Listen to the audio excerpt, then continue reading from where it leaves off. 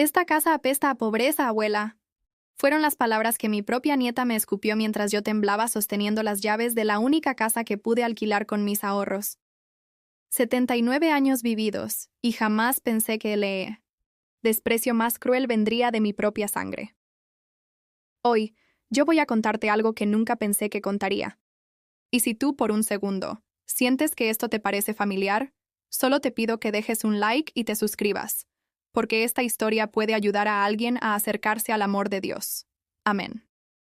Me llamo Esperanza Morales, viuda de Hernández, y, esta mañana de febrero en Guadalajara, despertó con el sonido familiar de mis huesos crujiendo al levantarme de la colchoneta que mi hija Laura había considerado suficientemente buena para mí.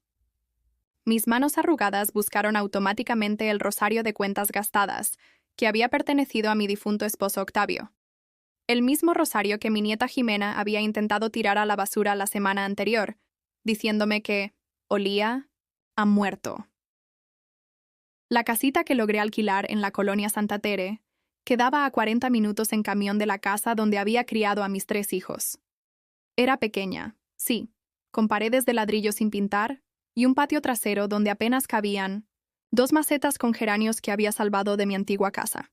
Pero era mía, o al menos, el alquiler estaba a mi nombre, pagado con la pensión de Octavio y los pocos pesos que había logrado ahorrar vendiendo tamales los domingos en el mercado de San Juan de Dios. Cada mañana comenzaba igual. Me levantaba. A las 5:30, hacía mis oraciones matutinas frente a la imagen del Sagrado Corazón que había colgado en la pared de la sala, la única decoración que mi hija había permitido que me llevara. No necesitas tanto santo, mamá, me había dicho. Ya no tienes espacio para guardar recuerdos. Como si mis 50 años de matrimonio fueran simplemente recuerdos que estorbaban. Preparaba mi café en una ollita de peltre abollada, sentada, en la única silla de plástico que cabía en mi minúscula cocina, mientras leía los salmos en mi Biblia de tapas gastadas. El Señor es mi pastor. Nada me faltará, susurraba cada mañana, aunque la despensa casi vacía me recordara que últimamente me faltaba mucho. Pero la fe, esa no me faltaba, aunque a veces doliera mantenerla. El teléfono sonó esa mañana mientras terminaba de lavar mi única taza. Era Laura, mi hija mayor, la misma por la que había trabajado doble turno durante años, limpiando oficinas para pagarle la preparatoria privada. «Mamá, necesitamos hablar», me dijo con esa voz fría que había desarrollado en los últimos meses. «Aaron y yo hemos estado pensando. No puedes seguir viviendo sola. Es ridículo. Eres una carga para ti misma». «Laura, mija, yo estoy bien aquí». «Tengo todo lo que necesito», le respondí, aunque mi voz sonara menos convincente de lo que hubiera querido. ¿Todo lo que necesitas? Mamá, vives como limosnera, y nosotros aquí, batallando para pagar la colegiatura de Jimena, la hipoteca, los gastos, mientras tú tienes ese dinero de la venta de la casa guardado como si fueras millonaria. El dinero de la venta de la casa. Siempre regresaba a eso. Los 180,000 pesos que había recibido por vender la casita de 2 recámaras en 1900, la colonia Oblatos, donde Octavio y yo habíamos vivido 30 años.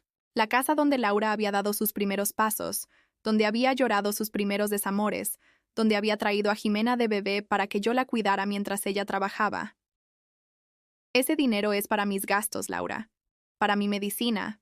Para mi comida. ¿Qué medicina ni qué nada, si apenas gastas en puras tortillas y frijoles? Ese dinero nos haría más falta a nosotros. Somos tu familia. Familia. La palabra que antes me llenaba el corazón ahora me lo encogía. Porque familia significaba que cuando Octavio murió hace 5 años, Laura había llegado a la casa con cajas de cartón el mismo día del funeral, diciéndome que había que aprovechar para organizar las cosas del abuelo antes de que se echaran a perder. Familia significaba que cuando enfermé de neumonía el invierno pasado, Jimena había venido a visitarme una sola vez, y solo para preguntarme si ya había hecho mi testamento. «Ven a comer el domingo», me dijo Laura antes de colgar. «Y trae esos papeles del banco. Queremos revisar tus cuentas para ayudarte a administrar mejor tu dinero». Administrar mejor mi dinero. Como si yo fuera una niña incapaz de sumar y restar. Como si 60 años de llevar las cuentas de la casa, de estirar cada peso hasta el último centavo, no significaran nada. Colgué el teléfono y me senté, en mi silla de plástico, con las manos temblándome. No de frío, sino de una rabia que no sabía cómo nombrar. Miré alrededor de mi casita. Las paredes desnudas, la mesa plegable que servía como comedor, el colchón en el suelo de la única recámara. Todo tan diferente de la casa llena de vida que había tenido con Octavio. Recordé la foto que guardaba en mi cartera. Nosotros dos el día de nuestra boda. Él con su guayabera blanca almidonada, yo con el vestido que mi madre había cosido durante meses. Jóvenes, enamorados, llenos de sueños. Nunca imaginamos que yo terminaría sola, viviendo como refugiada, en mi propia ciudad, mientras nuestros hijos peleaban por dinero que aún no había gastado. Señor, murmuré, apretando el rosario entre mis dedos. ¿Esto es una prueba? ¿O simplemente ya me olvidaste? El silencio de la casita fue mi única respuesta. El domingo llegó como una sentencia. Me levanté antes del amanecer, como siempre, pero esta vez el peso en el pecho era diferente. Mientras preparaba mi café y abría mi Biblia en el Salmo 27, El Señor es mi luz y mi salvación, las palabras se difuminaban entre las lágrimas que me negaba a derramar. Recordé el día que Laura cumplió 15 años. Octavio y yo habíamos trabajado durante meses de madrugada. Él cargando costales en el mercado de abastos, yo cosiendo ajuar para novias, para pagarle la fiesta que tanto soñaba. Vendí mis aretes de oro, los únicos que mi madre me había heredado, para comprarle el vestido rosa que había visto en el escaparate de una boutique en el centro. La vi bailar el vals con su papá esa noche, tan hermosa, tan feliz, y pensé, Señor, gracias por permitirme darle esto a mi hija. Ahora esa misma hija me esperaba en su casa de la colonia americana para revisar mis papeles, como si fuera una comerciante fraudulenta. El camión a su casa se tardó una eternidad. Iba apretando mi bolsa de vinil negro, la misma que había usado durante 20 años para ir a misa los domingos. Dentro llevaba mi rosario, mi Biblia y el sobre Manila, con los estados de cuenta que Laura había pedido. También llevaba algo más, una carta que había escrito durante la madrugada dirigida al Sagrado Corazón, pidiéndole fuerzas para lo que estaba por venir. Jesús mío, había escrito con mi letra temblorosa, si esto es tu voluntad, dame la gracia de soportarlo. Si no lo es, dame el valor de defenderme. Pero no me dejes sola, porque sin ti soy nada. La casa de Laura en la americana era todo lo que la mía no era. 2 pisos, cochera para 2 carros, jardín con pasto inglés, que regaban todas las mañanas. La misma casa cuyo enganche había salido de la venta de mis 3 anillos de compromiso, el original que Octavio me había dado, y 2 más que habíamos comprado en nuestros aniversarios número 10 y 20. Mamá, solo necesito que me ayudes. Con el enganche, me había dicho Laura hace 3 años, es una inversión para la familia. Cuando tengamos nuestra casa propia, tú siempre tendrás un lugar aquí. Un lugar. Como si yo fuera una mascota que necesitara donde dormir. Toqué el timbre, y me recibió Jimena con una cara que hubiera agriado la leche. A los 17 años, mi nieta era todo lo que yo nunca había podido ser. Alta, delgada, con el cabello pintado de rubio y uñas decoradas que cambiaba cada semana. Llevaba puesta una playera que decía "No drama" en letras brillantes. La ironía no se me escapó. «Hola, abuela», me dijo sin mirarme a los ojos, hablando al mismo tiempo por teléfono. «Están en la sala». La sala donde yo había cargado a Jimena bebé mientras Laura trabajaba turnos dobles como secretaria. La misma sala donde había pasado incontables noches cuidándola cuando tenía fiebre, cantándole las canciones de cuna que mi propia madre me había cantado. «Duérmete, mi niña, duérmete, mi amor, duérmete, pedazo de mi corazón», le susurraba mientras la mecía en mis brazos. Ahora esa niña me veía como un estorbo con patas. Laura y Aarón estaban sentados en el sillón de piel que también había salido de mis ahorros, el dinero que había guardado peso por peso durante 2 años vendiendo quesadillas afuera de la secundaria. Me señalaron una silla individual, la más incómoda, la que quedaba de espaldas a la ventana. «Mamá, ya nos tardamos mucho en tener esta conversación», comenzó Laura sin siquiera preguntarme cómo había estado o si había comido. «¿Trajiste los papeles?» Saqué el sobre Manila con manos temblorosas. Aarón lo abrió como buitre sobre carroña, revisando cada página con la avidez de quien busca un tesoro. 180,000 pesos, murmuró. Menos lo que has gastado. Todavía quedan como 160. Mamá, esto es mucho dinero para alguien que vive en una casa que parece vecindad. Es mi dinero, susurré, sintiendo cómo se me cerraba la garganta. Técnicamente sí, intervino Laura. Pero moralmente, mamá, piénsalo. Nosotros te criamos, te cuidamos. ¿Me cuidan? La pregunta salió antes de que pudiera detenerla. ¿Cuándo fue la última vez que me visitaron sin pedirme algo? ¿Cuándo fue la última vez que me preguntaron cómo estoy, si necesito algo, si me duele algo?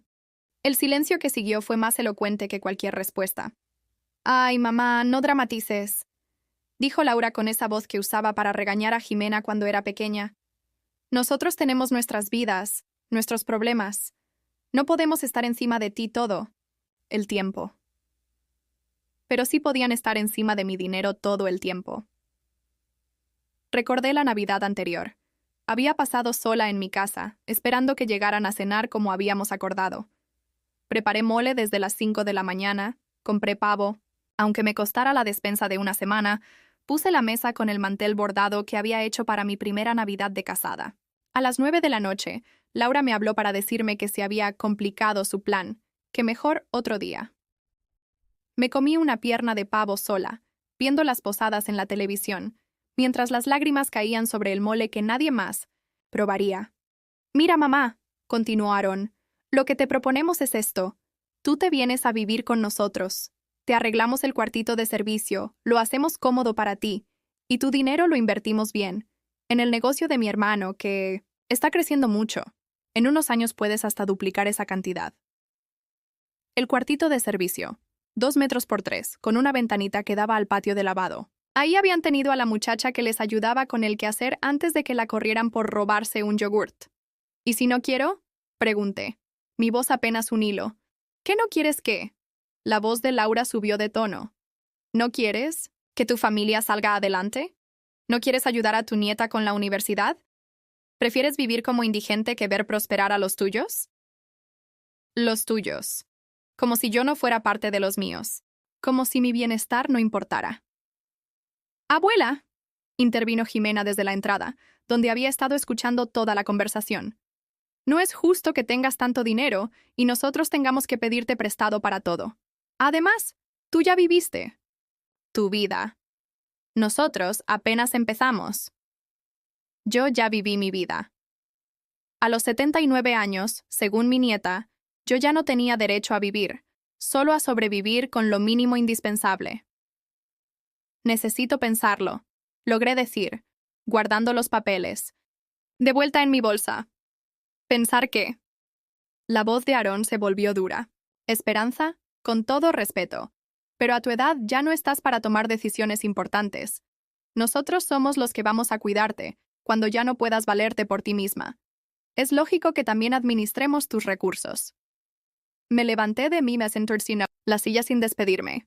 Caminé hacia la puerta como zombie, escuchando a mis espaldas los murmullos de «está muy terca. La vejez la tiene confundida. Ya no razona bien». En el camión de regreso, apretaba mi rosario hasta que los nudillos se me pusieron blancos. «Ave María Purísima», rezaba en silencio. «Sin pecado concebida, ruega por nosotros, pecadores, ahora y en la hora de nuestra muerte». Pero por primera vez en mi vida, dudé si alguien estaba escuchando mis oraciones. Esa noche, arrodillada frente a mi imagen del Sagrado Corazón, le pregunté al Señor: «¿Por qué permites que me traten así? ¿Qué hice mal? ¿Es este mi castigo por algún pecado que no recuerdo?». El silencio de mi casita fue, una vez más, mi única respuesta. Los días después de esa visita, se convirtieron en una cuenta regresiva hacia mi cumpleaños número 80. Cada mañana despertaba con la esperanza silenciosa de que tal vez, solo tal vez, Laura recordaría que su madre estaba por cumplir 8 décadas de vida, pero el teléfono permanecía mudo como un santo de yeso. Octubre 15. Mi cumpleaños llegó con la frialdad de una madrugada tapatía. Me desperté temprano, como siempre, y me arreglé con especial cuidado. Me puse mi vestido azul marino, el mismo que había usado para el bautizo de Jimena, y me peiné el cabello blanco en un chongo sencillo pero digno. Tal vez pasarían por la tarde. Tal vez me llevarían a comer a algún lado como hacíamos cuando Octavio vivía. Preparé agua de horchata, por si acaso. Compré un pastelito individual en la panadería de la esquina, uno de esos con betún, rosa que tanto me gustaban de niña. Lo puse en el centro de mi mesita plegable y encendí una veladora al Sagrado Corazón. Señor, murmuré mientras la llama temblaba. Hoy cumplo 80 años. 80 años de bendecirte en las buenas y en las malas. Si es tu voluntad que pase este día sola, dame la gracia de hacerlo con alegría. Pero si pudieras tocar el corazón de mis hijos. Esperé hasta las 9 de la noche. El pastelito se secó sobre la mesa. La horchata se puso agria, y mi teléfono nunca sonó. A las 10:30, cuando ya me había puesto mi camisón y estaba a punto de irme a dormir, llegó un mensaje de WhatsApp de Laura. ¡Feliz cumpleaños, ma! Se nos pasó el día. Mañana te hablamos. Se les pasó el día. Como si los 80 años de su madre fueran una cita dental que se puede reprogramar. 3 días después, Jimena llegó sin avisar. Tocó la puerta como policía judicial, con golpes secos y urgentes que me hicieron pensar que había pasado algo terrible. «Abuela, necesito dinero», me soltó sin ni siquiera saludarme. Llevaba un pantalón roto a propósito que había costado más que mi despensa de un mes, y unas zapatillas que reconocí de los aparadores caros del centro comercial. «¿Para qué, mijita?», le pregunté, haciéndola pasar. «Para una fiesta. Es el cumpleaños de mi mejor amiga y quiero regalarle algo bonito. Necesito como 3,000 pesos». 3,000 pesos. Lo que yo gastaba en 2 meses de comida. Ay, Jimena, es mucho dinero. Ay, abuela, no seas coda. Si tienes un chingo de dinero guardado y vives como limosnera. ¿De qué te sirve? Me quedé callada, procesando esa palabra que había salido de los labios de mi nieta. Coda. Tacaña. Como si cuidar cada peso fuera un defecto moral en lugar de una necesidad aprendida en décadas de escasez. Es que ese dinero es para emergencias, para cuando me enferme. «Emergencias», se burló, tirándose en mi única silla como si fuera de ella. «Abuela, ¿cuál emergencia? Si ya estás bien ruca. Lo único que te falta es morirte, y para eso no necesitas dinero». Las palabras me golpearon como cachetadas. Mi propia nieta, la que había cargado en brazos, la que había cuidado cuando tenía pesadillas, me estaba deseando la muerte por dinero. «Jimena, no digas eso». «¿Qué no diga qué? ¿La verdad? Abuela, tú ya cumpliste tu ciclo. Ya criaste a tus hijos, ya fuiste esposa, ya hiciste todo lo que tenías que hacer. Ahora déjanos vivir a nosotros». Se fue dando un portazo que hizo temblar las paredes de mi casita. No le di el dinero, pero me quedé con sus palabras clavadas en el pecho como espinas. Ya cumpliste tu ciclo. La siguiente semana fui a misa en la parroquia de Santa Teresita, la misma iglesia donde había ido durante 30 años cuando vivía en mi antigua casa. Pensé que tal vez ahí, entre las bancas de madera gastada y el olor familiar a incienso y velas, encontraría algo de paz. Me senté en mi lugar de siempre, la tercera banca del lado derecho, cerca de la imagen de la Virgen de Guadalupe. Durante años, ese había sido mi refugio semanal, el lugar donde llevaba mis preocupaciones y mis agradecimientos. Conocía a casi toda la gente que iba a misa de 8, doña Carmen, que vendía flores en el atrio, don Roberto, el sacristán, que siempre me saludaba con una sonrisa, las hermanas Godínez, que coordinaban el coro. Pero ahora que vivía lejos, que llegaba en camión después de 1 hora de trayecto, me di cuenta de algo que me partió el alma. Nadie notó mi ausencia durante los meses que no pude venir. Nadie me preguntó dónde había estado, si estaba bien, si necesitaba algo. Después de misa, me acerqué a doña Carmen para comprarle unas flores para la Virgen, como hacía siempre. «¿Unas rosas para la Virgen, señora?», me preguntó, pero no con la familiaridad de antes. Me hablaba como a una desconocida. «Soy Esperanza», le dije. «Esperanza Hernández, vengo aquí desde hace». «Ah, sí», me interrumpió sin interés, envolviendo las flores. «Son 30 pesos». 30 pesos por 3 rosas marchitas. Antes me las regalaba, diciéndome que las flores para la Virgen no se cobraban. Pero ya no era la Esperanza de antes, la que vivía en la colonia y formaba parte de la comunidad. Ahora era una vieja más que venía de quién sabe dónde a gastar sus últimos pesos en flores. El padre Miguel, que había sido mi confesor durante años, pasó a mi lado después de misa sin reconocerme. O tal vez sí me reconoció, pero ya no importaba. Los pobres urbanos somos invisibles hasta para los que predican sobre el amor al prójimo. Esa misma tarde, mientras organizaba mis pocas pertenencias, encontré algo que me heló la sangre. Mi libreta de ahorros mostraba movimientos que yo no había autorizado. Alguien había estado retirando dinero de mi cuenta. Cantidades pequeñas, 300 pesos aquí, 500 allá, pero constantes durante los últimos 2 meses. Con las manos temblando me marqué el número de Laura. Bueno, Laura, necesito hablar contigo. Alguien ha estado sacando dinero de mi cuenta. Ay, mamá, ¿de qué hablas? De mi cuenta de ahorros. Han sacado dinero que yo no autoricé. Un silencio.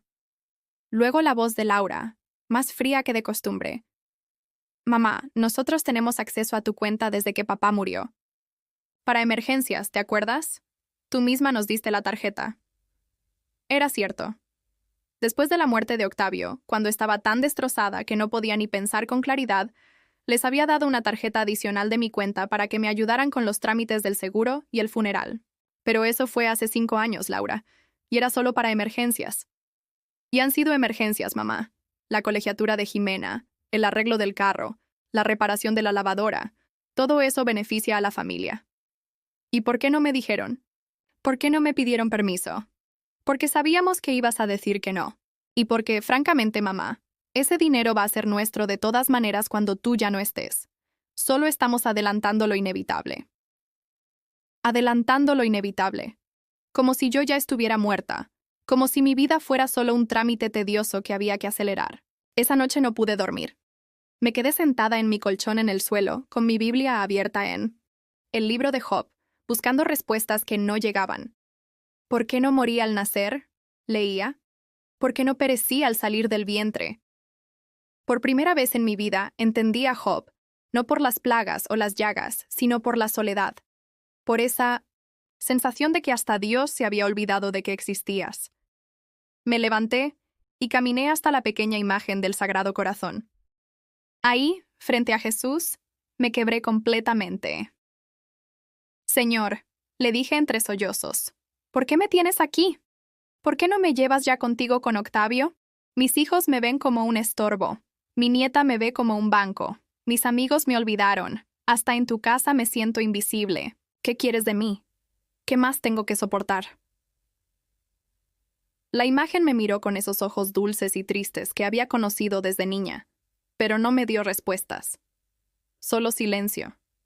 Ese silencio que empezaba a sentirse más como abandono que como misterio divino. Al amanecer, tomé una decisión. Caminé hasta el espejo del baño, un pedazo de cristal agrietado que me había costado 20 pesos en el tianguis, y me miré fijamente. La mujer que me devolvía la mirada tenía los ojos hinchados de llorar, las mejillas hundidas de tristeza, el cabello blanco despeinado como alma en pena. Pero también tenía algo más. La misma determinación que había tenido a los 20 años cuando decidí casarme con Octavio contra la voluntad de mi padre. La misma fuerza que había mostrado cuando trabajé doble turno para sacar adelante a mis hijos. La misma fe que me había sostenido cuando Octavio se enfermó y los doctores dijeron que no había esperanza. Tal vez Dios sí me estaba escuchando. Tal vez este silencio no era abandono, sino preparación. Tal vez era hora de recordar quién había sido antes de convertirme en la sombra de lo que otros querían que fuera. El lunes siguiente tomé el camión hasta el banco Banamex de la avenida López Mateos.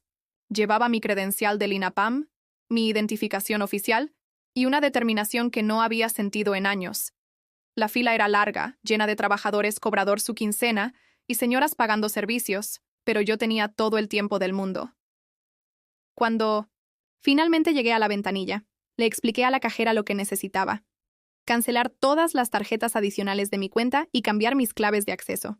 La muchacha, que no tendría más de 25 años, me miró con esa mezcla de lástima y respeto que la gente joven suele mostrar hacia los ancianos, que aún funcionan por sí mismos. ¿Está segura, señora? Es un trámite que no se puede reversar fácilmente. Completamente segura, mijita. Es mi dinero y quiero ser la única que pueda tocarlo. Mientras esperaba los papeles, Pensé en Laura recibiendo el mensaje de que su tarjeta había sido cancelada. Tal vez estaría en el súper, tratando de pagar la despensa semanal con dinero que ya consideraba suyo. La idea me provocó una extraña mezcla de satisfacción y terror. El teléfono empezó a sonar antes de que llegara a casa. ¿Qué hiciste? La voz de Laura atravesó la bocina como un grito de guerra. Fui al súper y mi tarjeta está cancelada. La gente me vio ahí, parada como idiota mientras la cajera me decía que no tenía fondos. Buenos días, Laura, respondí con una calma que me sorprendió a mí misma. ¿Cómo estás? No me salgas con cursilerías. Explícame qué hiciste con la cuenta. Cancelé las tarjetas adicionales. Era mi cuenta, Laura. Mi dinero. Era nuestro dinero. Dinero de la familia. No puedes hacer esto. Sí puedo. Y ya lo hice. El silencio que siguió fue tan denso que pude escuchar su respiración acelerada del otro lado de la línea. Cuando volvió a hablar, su voz había cambiado. Ya no era rabia. Era algo peor. Era el tono frío y calculador que usaba cuando quería manipular una situación. Mamá, dijo con una dulzura artificial que me dio escalofríos. Creo que no estás pensando bien. El estrés de vivir sola te está afectando. Tal vez deberíamos ir con un doctor, revisar si no tienes algún problema de memoria. Problema de memoria. La amenaza estaba clara como el agua. Si yo no cooperaba, ellos buscarían declararme mentalmente incapaz. Mi memoria está perfecta, Laura. Recuerdo cada peso que me han sacado sin permiso. Recuerdo cada desprecio, cada olvido, cada vez que me han tratado como estorbo. No seas dramática. Nunca te hemos tratado mal. ¿No? ¿Olvidar mi cumpleaños 80 es tratarme bien? ¿Decirme que ya cumplí mi ciclo es tratarme bien? ¿Robarme dinero durante meses es tratarme bien? No es robar. Es administrar, porque tú ya no puedes hacerlo. Entonces, administra tu propia vida, Laura, y deja que yo administre la mía. Colgué el teléfono con las manos temblándome, pero no de miedo. De algo que hacía mucho tiempo no sentía. Poder. 1 hora después llegó Aarón. Lo vi desde mi ventanita, estacionando su Tsuru blanco frente a mi casa, con la prepotencia de quien está acostumbrado a intimidar. Tocó la puerta como si fuera a tirarla abajo. Esperanza, necesitamos hablar. No tengo nada que hablar contigo, Aarón. Abre la puerta. No seas infantil. Infantil. Un hombre de 40 años llamándome infantil a mí, que tenía casi el doble de su edad y había criado 3 hijos sola mientras él todavía andaba en pañales. Esperanza. Continuó cambiando el tono a uno más conciliador. Sabes que te queremos. Sabes que solo buscamos tu bienestar. Pero lo que hiciste hoy en el banco nos preocupa. No es normal que una persona de tu edad tome decisiones tan drásticas sin consultar a la familia. ¿Decisiones drásticas? Aarón, solo recuperé el control. De mi propio dinero. Pero es que tú no puedes manejar ese dinero sola. Mira cómo vives. Mira esta casa. Si nosotros no te ayudamos a administrar tus recursos, vas a terminar en la indigencia. A través de la puerta, escuché que marcaba un número en su teléfono. Laura, ¿no quiere abrir? Sí, ya sé. No, creo que está peor de lo que pensábamos. Sí, tal vez sea necesario. Tal vez sea necesario. ¿Qué era necesario? ¿Internarme? ¿Declararme incapaz? ¿Quitarme hasta el derecho de vivir en mi propia casa? Esa noche no dormí. Me quedé sentada en mi silla de plástico, con mi Biblia abierta en el Salmo 23, pero las palabras se difuminaban ante mis ojos. Aunque ande en valle de sombra de muerte, no temeré mal alguno, porque tú estarás conmigo. ¿Estarías conmigo, Señor? ¿O me habías abandonado para que enfrentara sola a mis propios hijos? El martes por la mañana llegó Jimena acompañada de su novio, un muchacho flaco con tatuajes en los brazos, que me miró como si yo fuera un insecto molesto. Abuela, mi mamá me mandó a hablar contigo. ¿Tu mamá no puede venir a hablar? ¿Conmigo ella misma? Está muy ocupada arreglando el desmadre que hiciste ayer. El desmadre que hice. Recuperar mi propio dinero era un desmadre. Mira, abuela, continuó Jimena, sentándose en mi mesa como si fuera su casa. Todos estamos preocupados por ti. Estás actuando muy raro últimamente. Muy agresiva. ¿Agresiva yo? Sí. Antes eras más, ¿cómo te explico? Más cooperativa, más familiar. Ahora estás como egoísta. Cooperativa. Egoísta. Como si pensar en mi propio bienestar fuera un defecto moral. Jimena, ¿tú me quieres? La pregunta la tomó por sorpresa. Pues, sí, claro, eres mi abuela. ¿Y cómo demuestras que me quieres? Pues, vengo a verte. ¿Cuándo fue la última vez que viniste a verme sin pedirme dinero? Silencio. ¿Cuándo fue la última vez que me preguntaste cómo estoy, si necesito algo, si me siento sola? Más silencio. ¿Cuándo fue la última vez que me dijiste que me querías sin tener la mano extendida esperando algo a cambio? Jimena. Se bajó de la mesa, incómoda. Ay, abuela, no seas así. Tú sabes que te queremos. No, Jimena. Ustedes quieren mi dinero. A mí me toleran. Eso no es cierto. Entonces, ¿por qué me dijiste que ya había cumplido mi ciclo? ¿Por qué me dijiste que lo único que me falta es morirme? El novio de Jimena se removió incómodo en su lugar.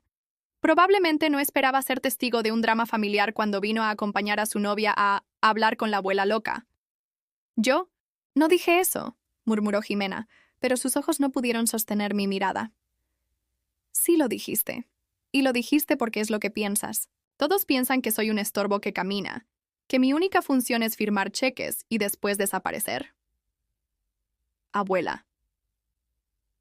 ¿Sabes qué es lo más triste, Jimena?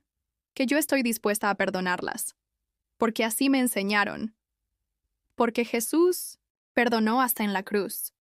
Pero ustedes ni siquiera reconocen que me han lastimado. Es que no te hemos lastimado, estás inventando cosas. Y ahí estaba. La negación total. No solo me habían maltratado. Ahora me decían que estaba loca por sentirme maltratada. Esa tarde, mientras regaba mis geranios en el patio trasero, escuché voces conocidas en la calle. Me asomé por la reja y vi a doña Elvira, mi vecina de la esquina, hablando con otra. Señora. Sí, la señora de la Casa Azul. Dicen que está mal de la cabeza, que se peleó con toda su familia y ahora anda diciendo que la maltratan. Ay, pobrecita, pero así pasa cuando uno se hace viejo, se ponen paranoicos. Sí, su propia hija vino a preguntarme si había notado algo raro en su comportamiento, que si hablaba sola, que si andaba confundida. Laura había venido a hablar con mis vecinos, a sembrar la idea de que yo estaba perdiendo la razón, a construir el caso para declararme incapaz. Me escondí detrás de mi puerta, con el corazón latiéndome tan fuerte que temí que me fuera a dar un infarto ahí, mismo. No podía creer la profundidad de la traición. No solo me robaban, me despreciaban y me manipulaban. También estaban construyendo una narrativa para justificar todo. Esa noche, arrodillada frente a mi imagen del Sagrado Corazón, no recé pidiendo perdón o paciencia como siempre. Esta vez recé pidiendo algo diferente. Señor, susurré con las lágrimas corriendo por mis mejillas. Si todavía me escuchas, si todavía te importo, dame una señal, dame fuerzas, dame sabiduría, porque siento que estoy en el valle de sombra de muerte, pero no sé si tú estás conmigo o si tengo que caminar sola. Pero si tengo que caminar sola, continué, apretando mi rosario hasta que me dolieron los nudillos. Entonces dame el valor para hacerlo, porque ya no puedo seguir siendo la esperanza que todos pisotean. Necesito ser la esperanza que tú creaste, la que vale más que el dinero que tiene en el banco. Cuando terminé de rezar, algo había cambiado en mi pecho. No era paz, no era resignation, era algo más peligroso, era determinación. Por primera vez en meses dormí profundamente y soñé con Octavio. Me decía, con esa sonrisa que tanto extrañaba, mi amor, ya es hora de que dejes de pedir permiso para existir. Al despertar, supe que tenía razón. El sueño con Octavio me despertó antes del amanecer con una claridad que no había sentido, en meses. Sus palabras resonaban en mi mente como campanas de catedral. Mi amor, ya es hora de que dejes de pedir permiso para existir. Me levanté de mi colchón en el suelo, y por primera vez en mucho tiempo, no sentí el peso de la edad en mis huesos. Sentí algo diferente, propósito. Me arreglé con más cuidado del habitual. Me puse mi vestido café, el que había usado para las juntas de la cooperativa cuando Octavio y yo teníamos nuestra pequeña miscelánea. Me peiné el cabello hacia atrás y me pinté los labios con el rouge que llevaba guardado desde hace meses en el fondo de mi bolsa. Si iba a enfrentar lo que estaba por venir, lo haría con dignidad. Mi primera parada fue la parroquia de Santa Teresita. No para la misa de 8, sino para hablar con el padre Miguel en privado. Lo encontré en la sacristía, acomodando los ornamentos después de la misa de 7. Padre, le dije, tocando suavemente su hombro, ¿podría darme unos minutos de su tiempo? Se volteó y me reconoció inmediatamente, aunque fingió no haberme visto ignorándome la semana anterior. Señora Esperanza, ¿cuánto tiempo sin verla por aquí? Padre, necesito hacerle una pregunta, y necesito que me responda con honestidad cristiana. Su expresión se volvió seria. Dígame, hija, ¿es pecado defenderse de la propia familia cuando te están lastimando? ¿Es pecado poner límites cuando tus hijos te tratan como si ya estuvieras muerta?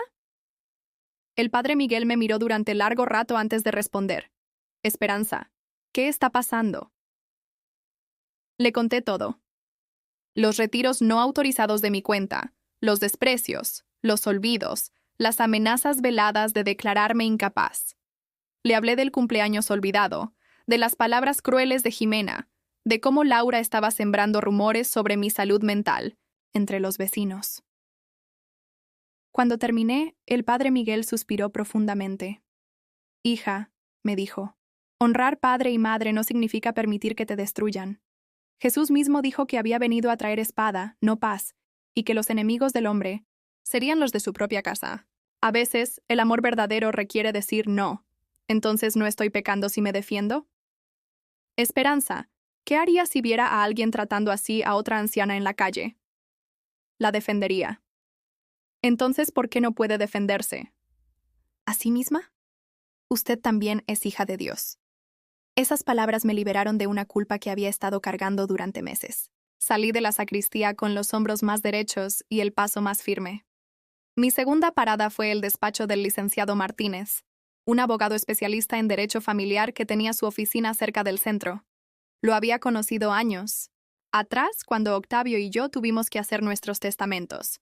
Me recibió con la cortesía profesional de siempre, pero pude ver en sus ojos la curiosidad por saber qué me traía ahí después de tanto tiempo.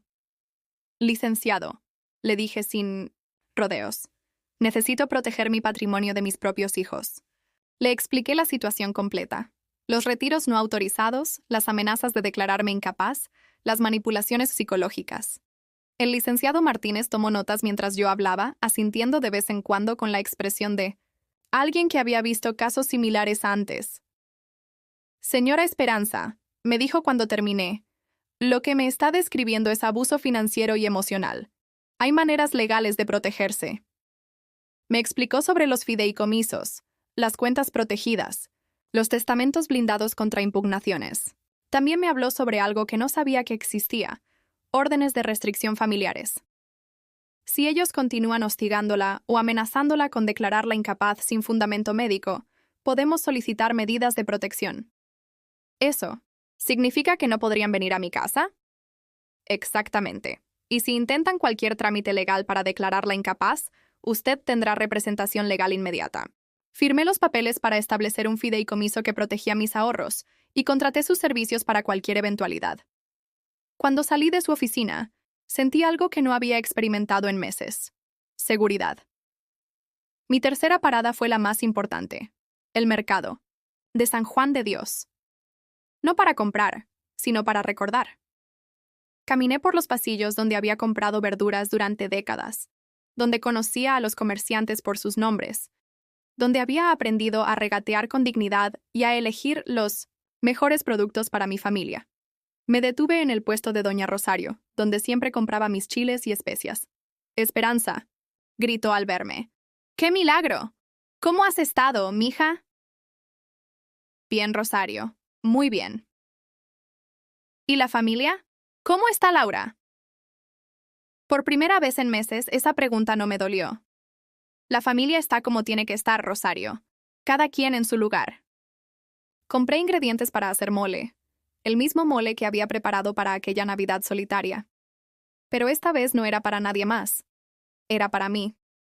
De regreso a casa, me detuve en una florería y compré un ramo de claveles rojos, mis flores favoritas. No para llevarlos a alguna tumba o para decorar algún altar. Para ponerlos en mi mesa, para recordarme que una mujer de 80 años todavía merecía belleza en su vida. Esa tarde cociné como no lo había hecho en meses.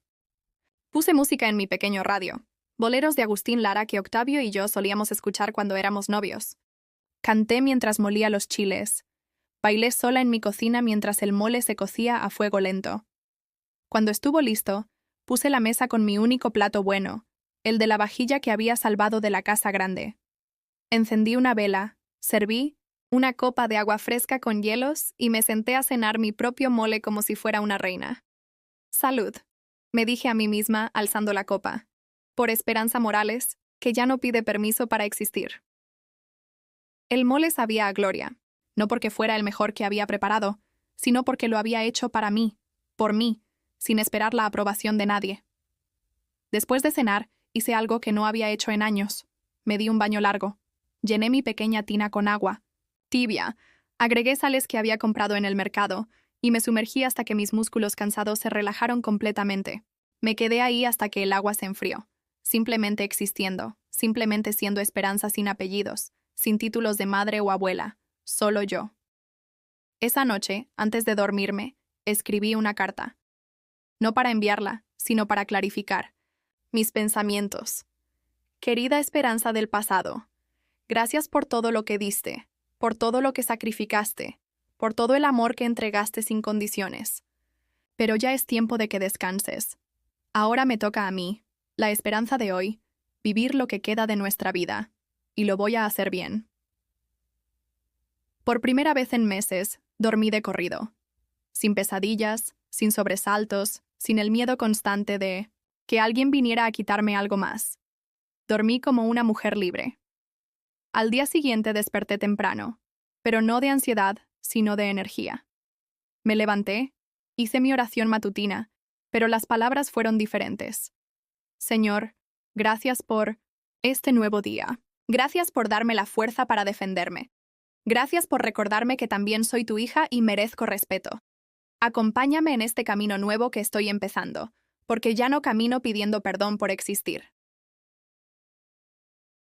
Desayuné tortillas con frijoles, pero les puse queso Oaxaca que había comprado el día anterior, un lujo que me había negado durante meses por ahorrar dinero.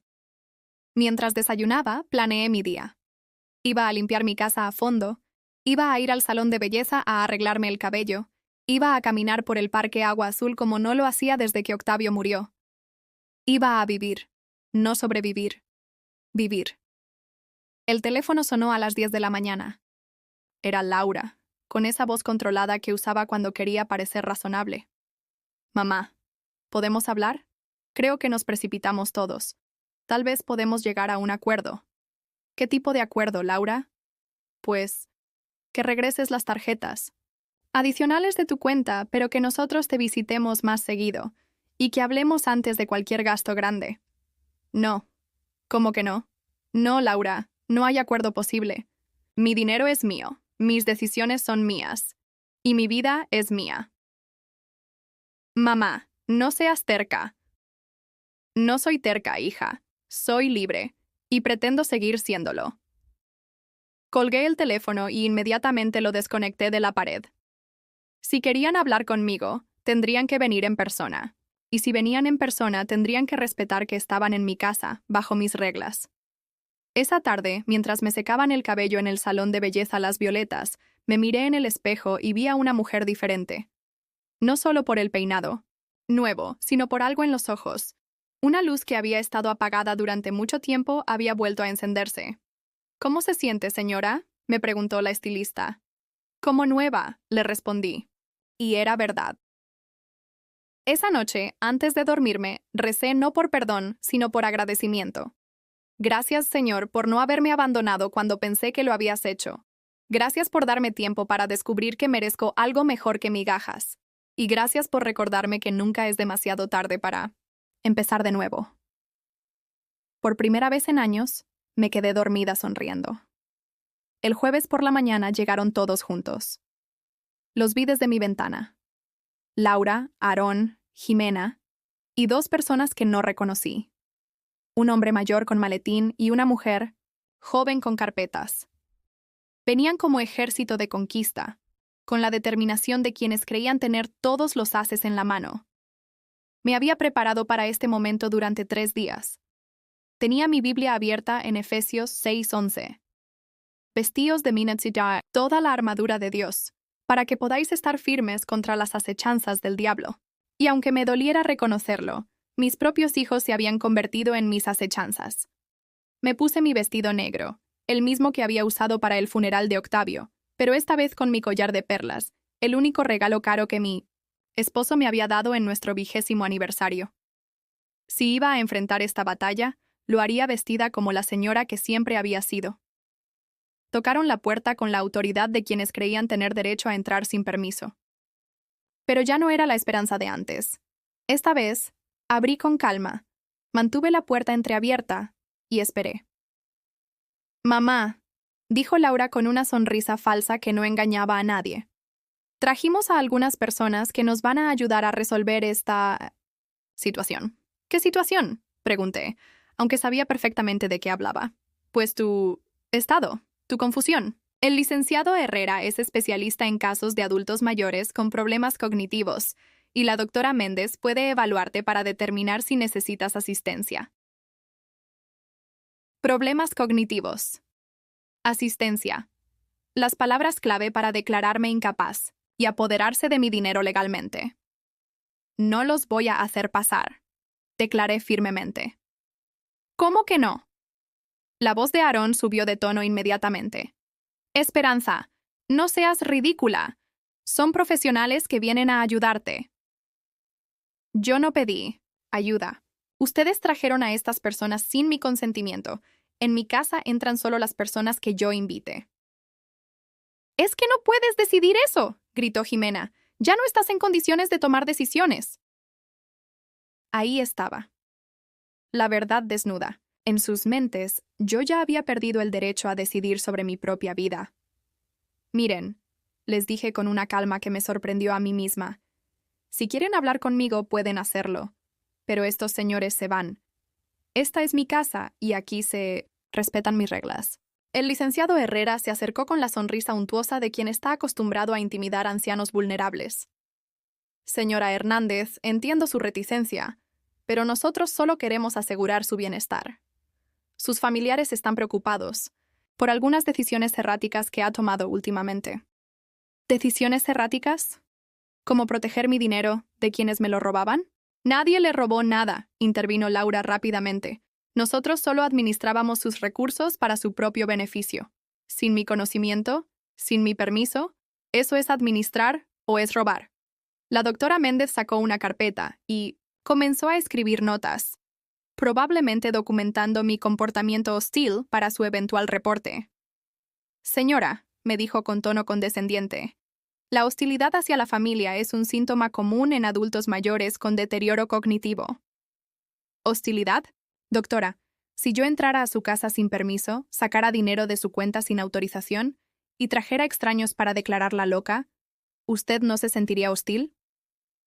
Laura intercambió miradas nerviosas con Aarón. No esperaban que yo respondiera con tanta claridad. «Mamá», intentó otra táctica, «nosotros solo queremos lo mejor para ti. Mira cómo vives. Mira esta casa. Nosotros podemos darte una vida mejor».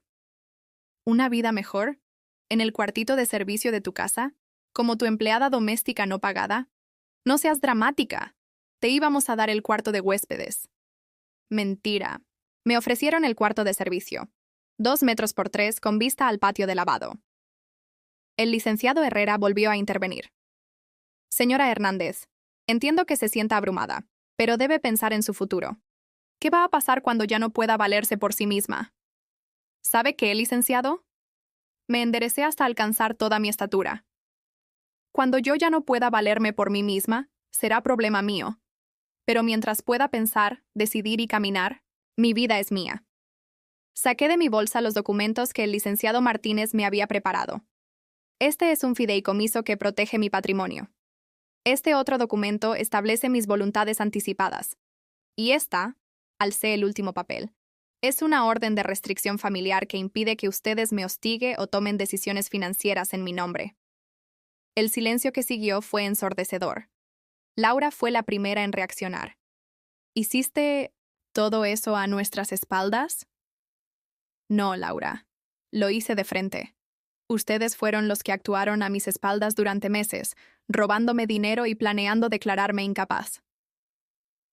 No te robamos nada. Ese dinero es de la familia.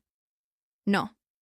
Ese dinero es mío. Lo gané yo, lo ahorré yo y lo voy a gastar yo. Jimena explotó. Eres una egoísta. Toda tu vida fuiste nuestra abuela, nuestra mamá, nuestra familia.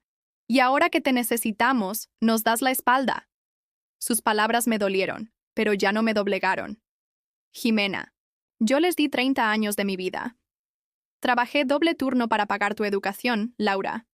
Vendí mis joyas para el enganche de tu casa. Cuidé a Jimena de bebé mientras tú trabajabas. Les di todo lo que tenía. ¿Y qué recibí a cambio? Recibiste. ¡Una familia!, gritó Laura. No. Recibí desprecio. Recibí olvidos. Recibí que me dijeran que ya había cumplido mi ciclo. Recibí que olvidaran mi cumpleaños 80. Recibí que me trataran como estorbo. Saqué mi Biblia de la bolsa y la abrí en la Eland, página que había marcado. Primera de Corintios, capítulo 13, versículo 4.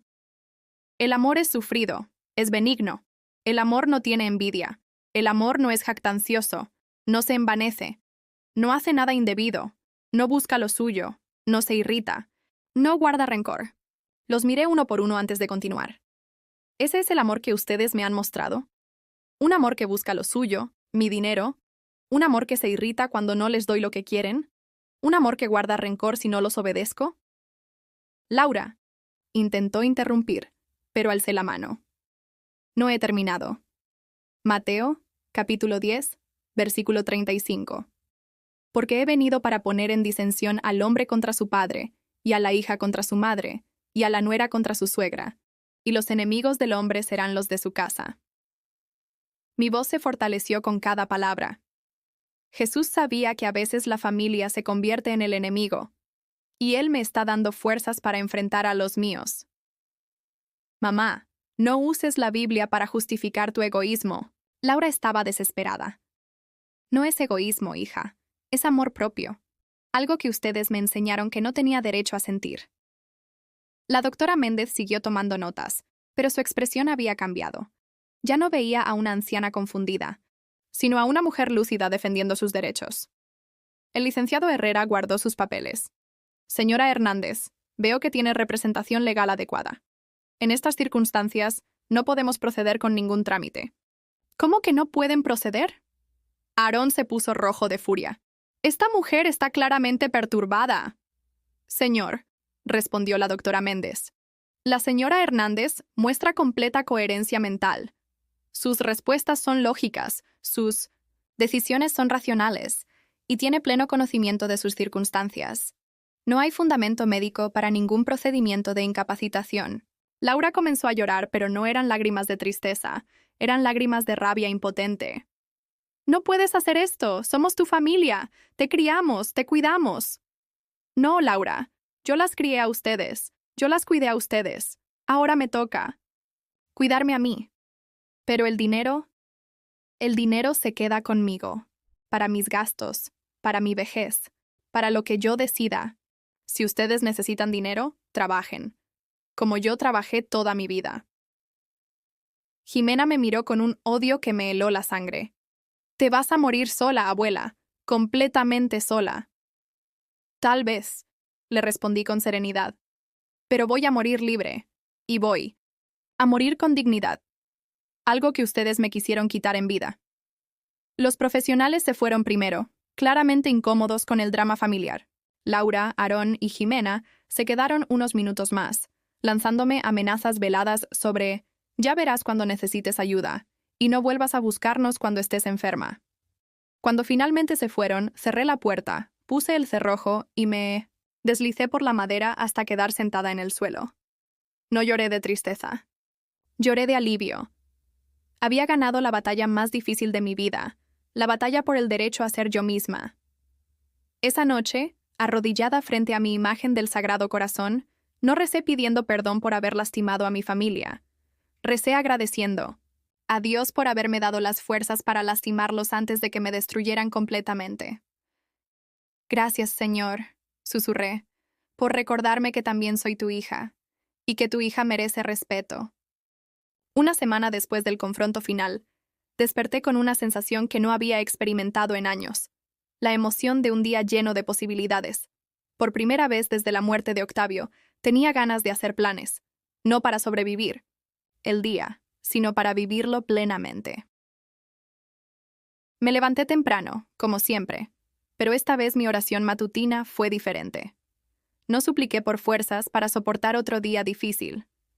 En cambio, agradecí por la oportunidad de comenzar una nueva etapa de mi vida. Señor, murmuré mientras encendía mi veladora al Sagrado Corazón, gracias por no dejarme morir en vida. Gracias por recordarme que mientras tenga aliento, tengo propósito. Muéstrame ahora cómo usar estos años que me quedan para tu gloria y para mi felicidad. Después del desayuno, hice algo que no había hecho en 5 años.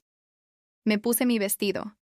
Más bonito, el azul cielo con flores bordadas que había guardado para una ocasión especial, y salí a caminar por el barrio sin rumbo fijo, solo por el placer de sentir el sol en mi rostro.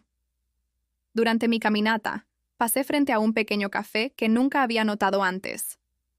El Rincón de Esperanza. La ironía del nombre me hizo sonreír. Era una señal demasiado obvia para ignorarla. Entré con la curiosidad de una turista en su propia ciudad. El lugar era pequeño, pero acogedor, con mesas de madera rústica y paredes decoradas con plantas colgantes. En una esquina, un grupo de señoras jugaba dominó mientras reían y platicaban. En otra mesa, una pareja de ancianos compartía un pastel de 3 leches. Me senté en una mesa junto a la ventana y ordené un café de olla con canela, algo que no me había permitido en meses por ahorrar dinero. Mientras esperaba mi orden, escuché fragmentos de conversación de la mesa de al lado. Y entonces me dijo mi doctora que necesitaba hacer ejercicio, pero yo le dije, «Doctora, ¿usted ha visto cómo están las calles para caminar?» «Ay, comadre. Pero aquí en el Parque La Normal hay un grupo de ejercicio para personas de nuestra edad. Yo voy los martes y jueves. Nos juntamos a las 8 de la mañana». «¿En serio? ¿Y no es muy pesado?» «Para nada. Empezamos con estiramientos suaves. Caminamos un poquito. Y después nos quedamos platicando. Es más el convivio que el ejercicio». Sin pensarlo mucho, me acerqué a su mesa. «Disculpen que las interrumpa», les dije con una sonrisa que me sorprendió por lo natural que se sintió. «Pero escuché que mencionaban un grupo de ejercicio para personas mayores. ¿Sería posible que una nueva se una?» Las 2 señoras me recibieron con una calidez inmediata, que me recordó por qué había extrañado tanto la compañía femenina. «Por supuesto, güerita», me dijo la más expresiva, una mujer de cabello blanco perfectamente peinado y aretes de coral. «Yo soy Carmela, y ella es mi comadre Rocío. ¿Cómo te llamas?» Esperanza», respondí, y al decir mi nombre sentí como si me estuviera presentando por primera vez en años. «¡Qué nombre tan bonito!», exclamó Rocío. «Mira, nosotras llevamos 3 años en el grupo. Empezamos siendo 4 amigas que nos conocimos en misa, y ahora somos como 15. Todas viudas o solas, todas tratando de mantenernos activas». Viudas o solas. No eran las únicas palabras que me definían, pero por primera vez no me dolió escucharlas. Era parte de un grupo, de una experiencia compartida. «El martes que viene, 8 de la mañana en la entrada del parque», me dijo Carmela escribiendo la dirección en una servilleta. «Y no te preocupes si no tienes ropa deportiva elegante. Ahí vas a ver de todo, desde las que llegan con pants de marca hasta las que vamos con lo que tenemos». Salí del café con la servilleta en la mano, y algo más valioso, la expectativa de hacer amigas nuevas. El martes llegué al parque 15 minutos. Antes de las 8, nerviosa como quinceañera en su primera cita. Vi a un grupo de mujeres reunidas cerca de la fuente central y me acerqué tímidamente. «¡Esperanza!», gritó Carmela al verme. «Ven acá, que te voy a presentar con las demás». Las siguientes 2 horas pasaron volando. Hicimos ejercicios, suaves dirigidos por Leticia, una señora de 75 años que había sido maestra de educación física. Caminamos por las veredas del parque mientras platicábamos de todo: nietos que vivían lejos, hijos ocupados, achaques de la edad, pero también recetas de cocina, telenovelas, chismes del barrio. Por primera vez en años me sentí parte de algo. No era la abuela que cuidaba nietos, ni la madre que resolvía problemas, ni la viuda que inspiraba lástima. Era simplemente Esperanza, una mujer de 80 años con opiniones, anécdotas y ganas de reírse. ¿Sabes qué, Esperanza?, me dijo Rocío mientras nos despedíamos. Hay algo diferente en ti, como si estuvieras, no sé, más libre que la mayoría de nosotras. Libre. Esa palabra resonó en mi mente durante todo el camino a casa. Los jueves también me uní al grupo, y pronto los martes y jueves se convirtieron en los días que más esperaba de la semana. Pero lo mejor vino después: las invitaciones. Esperanza, me dijo Leticia una mañana, ¿tienes planes para el sábado? Vamos a ir a la basílica de Zapopan en grupo. Salimos tempranito, desayunamos allá, visitamos a la Virgen, y después nos vamos a comer a un restaurante que conoce Carmela. No había ido a la basílica desde que Octavio murió. Los recuerdos que tenía de ese lugar estaban tan entrelazados con él que había evitado ir para no lastimarme. Pero algo en la invitación de Leticia me hizo sentir que ya era tiempo. Me encantaría, respondí sin dudar. El sábado me levanté antes del amanecer para arreglarme. Me puse mi vestido café con mi collar de perlas y mis zapatos más cómodos. Cuando me vi en el espejo, no reconocí inmediatamente a la mujer que me miraba de vuelta. Había algo en sus ojos, en mis ojos, que hacía tiempo no veía: alegría. El martes, viaje en camión a Zapopan fue como un paseo escolar. Éramos 8 señoras platicando, riendo, compartiendo dulces que habíamos traído. Leticia había organizado todo como si fuera una expedición militar: horarios, números telefónicos de emergencia, medicinas por si alguien se sentía mal. En la basílica, mientras estaba arrodillada frente a la imagen de la Virgen de Zapopan, por primera vez en años no recé pidiendo algo. No supliqué por salud, por dinero, porque mis hijos cambiaran. En cambio, agradecí. Virgencita, susurré, gracias por no dejarme sola. Gracias por ponerme en el camino de estas mujeres buenas. Gracias por recordarme que la vida no se acaba a los 80 años. Y gracias por darme la fuerza para recuperar mi dignidad. Cuando me levanté del reclinatorio, Carmela estaba a mi lado. ¿Sabes qué es lo que más me gusta de ti, Esperanza?, me dijo en voz baja. Que a diferencia de muchas de nosotras, tú no le rezas a la Virgen quejándote de tus hijos. Le rezas agradeciendo por tu libertad. Sus palabras me llegaron directo al corazón. Tenía razón. Había dejado de ser la madre sufriente que oraba pidiendo que sus hijos ingratos la quisieran. Ahora era la mujer que agradecía por tener la fuerza para no necesitar su falso cariño. Durante la comida en el restaurante, las conversaciones se volvieron más personales. Cada una compartió fragmentos de su historia: divorcios dolorosos, hijos que se habían alejado, viudeces difíciles, enfermedades superadas. ¿Y tú, Esperanza?, me preguntó Dolores, una señora elegante que había criado 6 hijos sola. ¿Qué te trajo a nuestro grupo? Les conté mi historia. No toda, pero lo suficiente: la muerte de Octavio, la venta de la casa, el maltrato de mis hijos, la lucha por recuperar mi dignidad. Cuando terminé, el silencio que siguió no era de juicio, sino de comprensión. «Ay, mija», suspiró Carmela. «Todas hemos pasado por algo parecido. Los hijos creen que porque nos dieron vida, nosotras les debemos la nuestra. Pero tú hiciste algo que muchas no se atreven», añadió Leticia. «Te defendiste. Pusiste límites. Eso requiere mucho valor». «No fue valor», les dije honestamente. «Fue Dios. Él me dio las fuerzas cuando yo ya no tenía». «Pues ese Dios tuyo es el mismo que el nuestro», me dijo Rocío con una sonrisa. «Y a todas nos ha dado fuerzas diferentes. A ti te dio valor. A mí me dio paciencia. A Carmela le dio sabiduría para hacer dinero cosiendo». Regresé a casa esa noche con el corazón lleno. No del amor falso y condicionado que había recibido de mi familia, sino del amor genuino y libre que había encontrado entre estas mujeres que apenas conocía. Esa semana tomé otra decisión importante. Llamé al padre Miguel y le dije que quería ofrecerme como voluntaria en algún programa de la parroquia. ¿Qué tipo de trabajo te interesaría, Esperanza?, me preguntó. Cualquier cosa donde pueda ayudar a otras mujeres que estén pasando por situaciones difíciles. Tengo experiencia en sufrimiento, le dije con una sonrisa que él pudo escuchar a través del teléfono. Tenemos un programa los domingos por la tarde. Preparamos comida para familias en situación de calle, pero también ofrecemos apoyo emocional y espiritual. ¿Te interesaría? Me interesa mucho, padre. El domingo siguiente llegué a la parroquia a las 3 de la tarde. En la cocina comunitaria, un grupo de mujeres de diferentes edades preparaba grandes ollas de guisado, arroz y frijoles.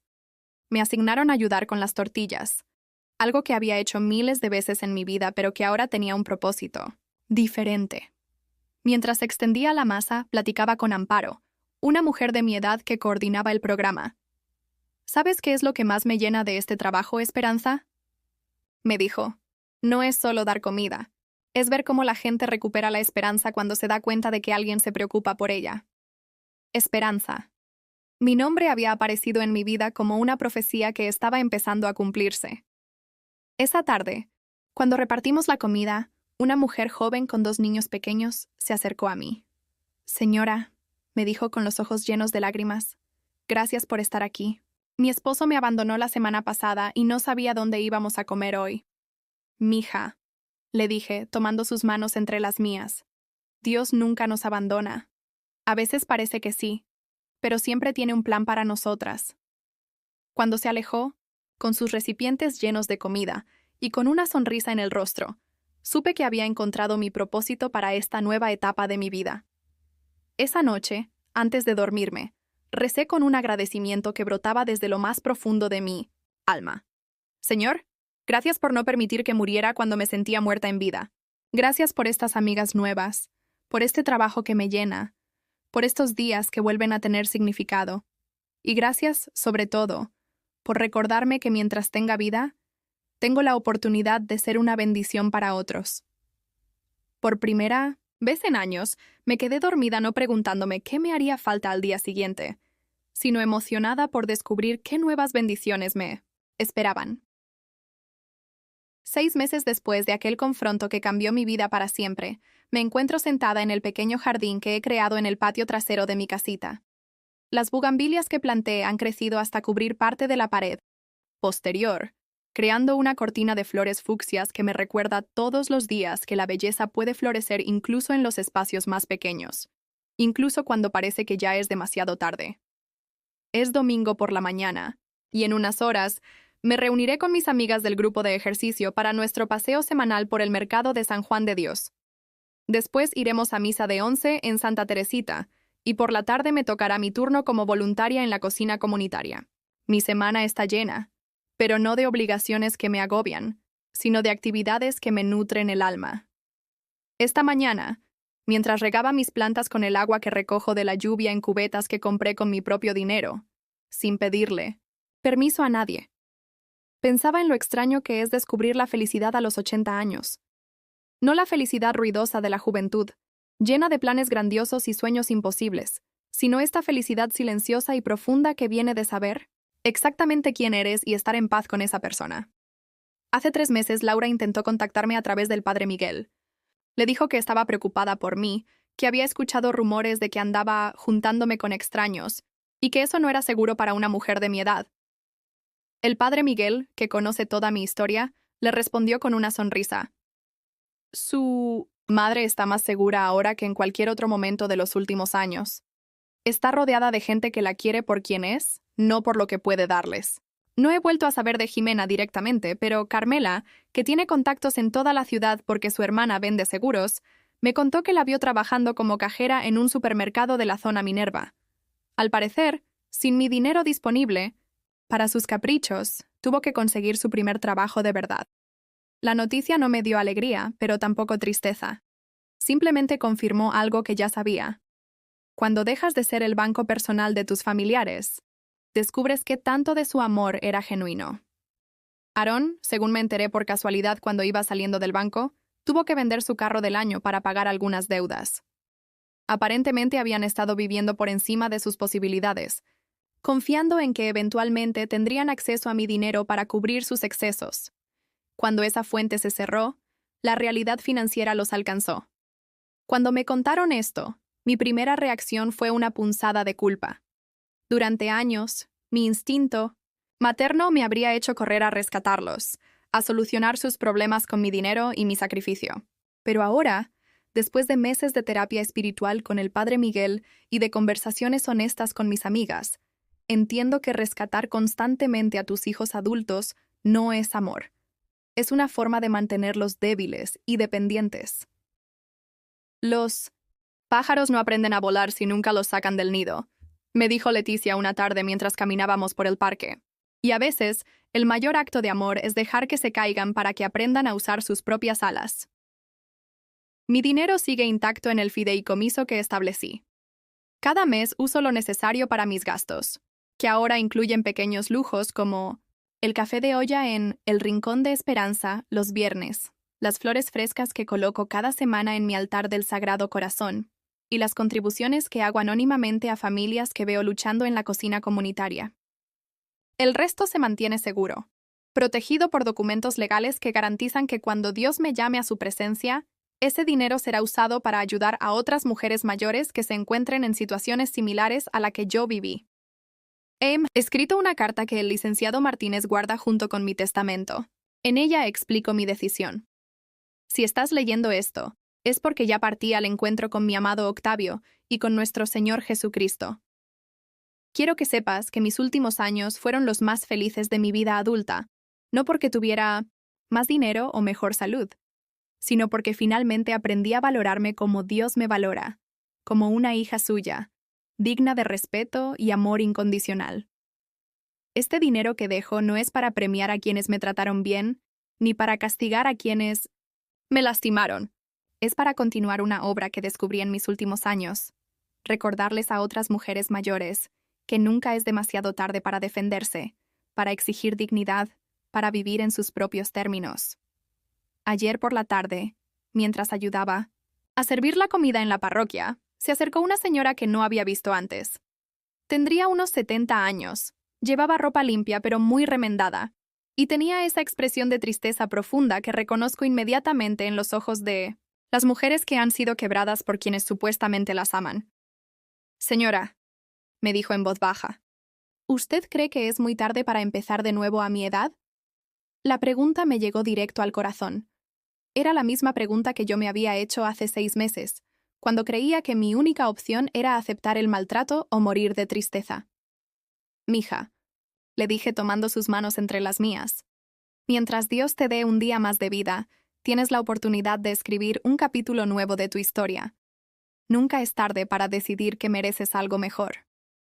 Sus ojos se llenaron de lágrimas, pero por primera vez en mucho tiempo, no eran lágrimas de desesperanza, sino de algo que estaba empezando a nacer en su corazón. La posibilidad de la libertad. ¿Cómo empiezo?, me preguntó. Igual que empecé. Yo, le respondí, con una oración pidiendo fuerzas, con un no dicho con firmeza, y con la fe de que Dios tiene planes mejores para ti de los que tú puedes imaginar. Le di el número del licenciado Martínez, la dirección del grupo de Minionets ejercicio y mi propio teléfono para cualquier emergencia. Cuando se alejó, llevaba en sus manos no solo un recipiente con comida, sino información que podría cambiar su vida. Esa noche, antes de dormirme, recé por ella como tantas mujeres habían rezado por mí durante los momentos más oscuros de mi vida. Señor, tú que me diste fuerzas cuando yo no tenía, dale a ella el valor que necesita. Tú que me mostraste el camino cuando yo estaba perdida, ilumina su sendero. Y tú que me enseñaste que nunca es tarde para empezar de nuevo, ayúdala a escribir su propia historia de liberación. Esta mañana, mientras contemplo mis bugambilias floreciendo bajo el sol de Guadalajara, pienso en todas las mujeres que en este momento están viviendo lo que yo viví. El desprecio disfrazado de amor, el maltrato justificado como preocupación familiar, la manipulación presentada como cuidado. Quiero decirles lo que nadie me dijo durante esos meses oscuros. No están solas. No están locas, no están siendo dramáticas. Y no es normal que los hijos traten a sus madres como estorbos con patas. Quiero decirles que Dios no nos puso en esta tierra para ser los bancos personales de nuestros hijos adultos, ni para aceptar migajas de cariño a cambio de nuestros recursos y nuestra dignidad. Quiero decirles que la verdadera fe cristiana no consiste en ser mártires silenciosas, sino en reconocer que también somos hijas de Dios, y que merecemos ser tratadas con el mismo amor y respeto que daríamos a cualquier otra persona. Y quiero decirles que nunca es demasiado tarde para empezar de nuevo, para poner límites, para exigir que nos traten con dignidad. Mis últimos años no serán perfectos. Tendré días de soledad, noches de dolor por los achaques de la edad, momentos de tristeza por los recuerdos de lo que pudo haber sido. Pero serán mis años, vividos según mis decisiones, rodeada de gente que me valora por quien soy, no por lo que puedo darles. Y cuando llegue mi hora de partir al encuentro con Octavio y con mi Señor, podré decir con toda honestidad, viví. No sobreviví, viví. Porque al final, esa es la diferencia entre existir y vivir. Vivir significa tomar decisiones que honores tu propio valor como ser humano. Vivir significa rodearte de gente que te ve como una bendición, no como una carga. Vivir significa despertar cada mañana agradeciendo por otro día de libertad, en lugar de pidiendo fuerzas para soportar otro día de maltrato. El sol está subiendo sobre mi pequeño jardín, y en una hora mis amigas pasarán a recogerme para nuestro paseo dominical. Carmela traerá sus chistes que nos hacen reír hasta que nos duele el estómago. Rocío compartirá las últimas noticias del barrio, y Leticia tendrá algún plan nuevo para mantenernos activas y felices. Voy a vestirme, con mi vestido favorito, el azul cielo con flores bordadas, y voy a salir a vivir otro día de esta nueva vida que Dios me permitió descubrir. Porque tal vez no pude cambiar el corazón de mis hijos, pero pude cambiar mi propia vida. Y eso, al final, fue suficiente. ¿Has vivido tú o conoces a alguien que haya pasado por algo parecido? ¿Cómo la fe los ayudó a encontrar fuerzas para defenderse y recuperar su dignidad? Compárteme tu respuesta en los comentarios. Y si esta historia te llegó al corazón, por favor dale tu like y suscríbete al canal para que este mensaje llegue a alguien que necesita escucharlo hoy. Que Dios bendiga a todos los que han pasado por algo así. En el nombre de Jesús. Amén.